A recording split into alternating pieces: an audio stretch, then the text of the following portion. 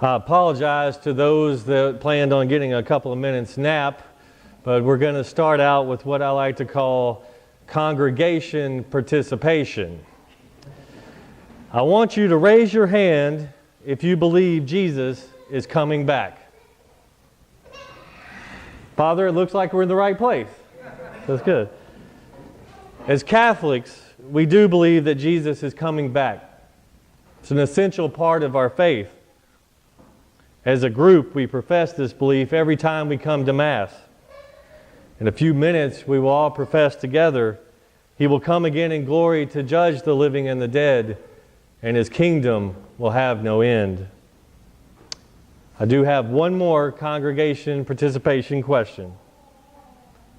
I want you to raise your hand if you believe Jesus is going to walk through those doors now.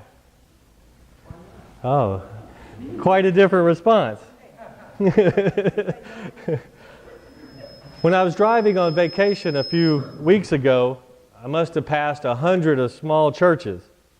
Inevitably, each one of them had those signs out front for posting messages. You know, the ones where you put words on them one letter at a time. It must be a requirement when you build a small church. Some of them were used for reminders about upcoming events. Some had worship times. Some had Bible verses. But two had memorable messages that stuck with me.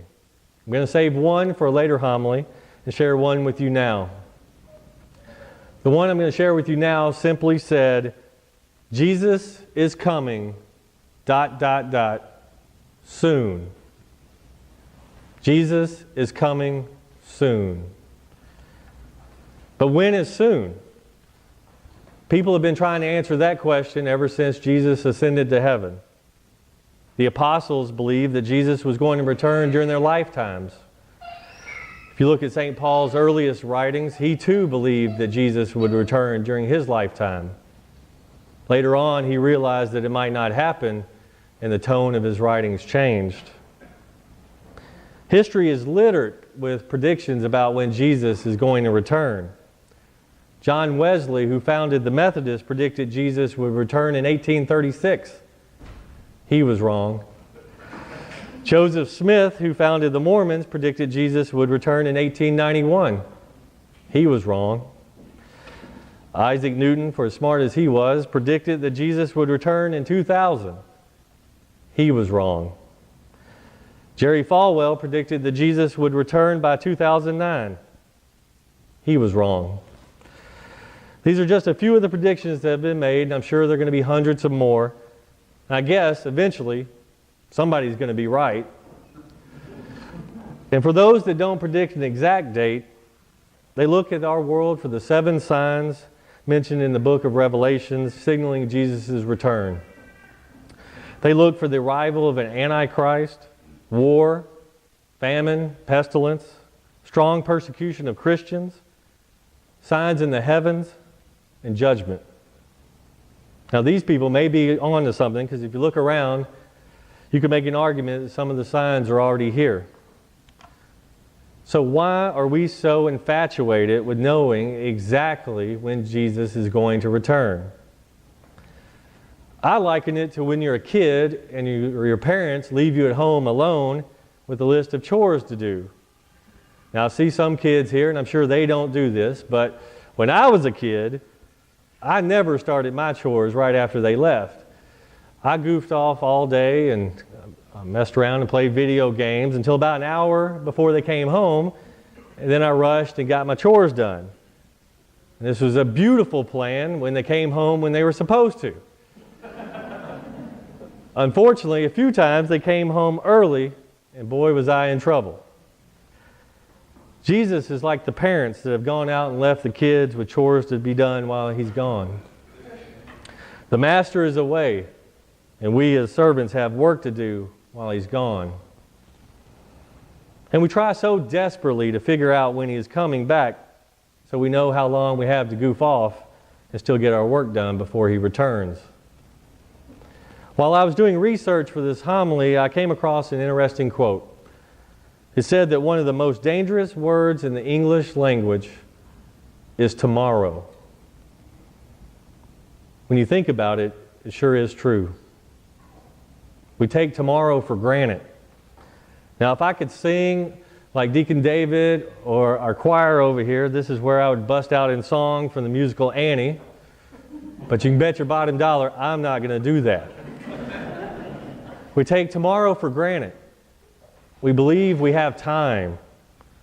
I think it would be a fair assumption to think that most people, myself included, except for her, don't think Jesus is going to return during our lifetimes.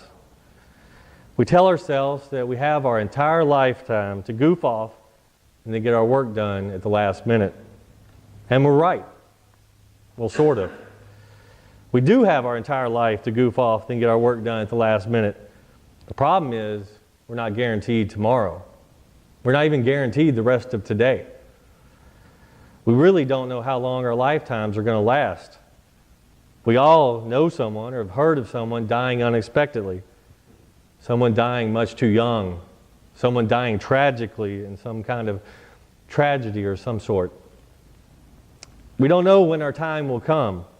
We don't know when the Master will come knocking. Only God knows. Today's gospel gives us some good advice to live by. Jesus tells us, "Blessed are those servants whom the Master finds vigilant on his arrival."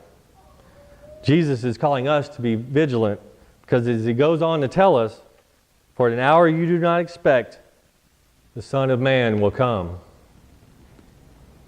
Father Russ preached here at 5:30 last week. In his homily, he preached about recognizing what is truly important in our lives.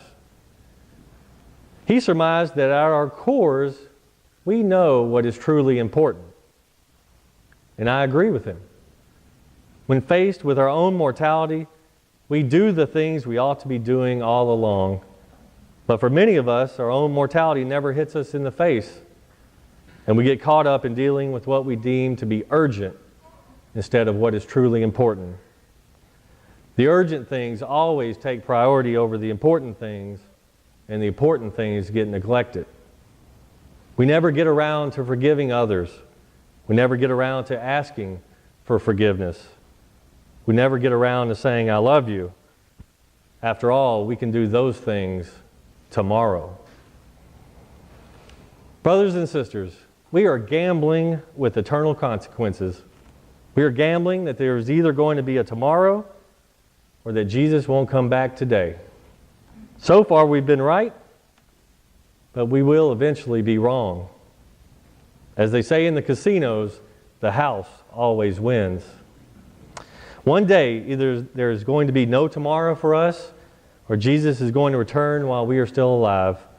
One of the two is going to happen to each and every one of us. We will see the Master again. Either he will come to see us, or we will go to see him. Until that time comes, we are called to be vigilant and make ready. We are called to put those things that are truly important first in our lives. Don't wait to love more. Don't wait to forgive more. Don't wait to help more. Don't wait to volunteer more. Don't wait to pray more.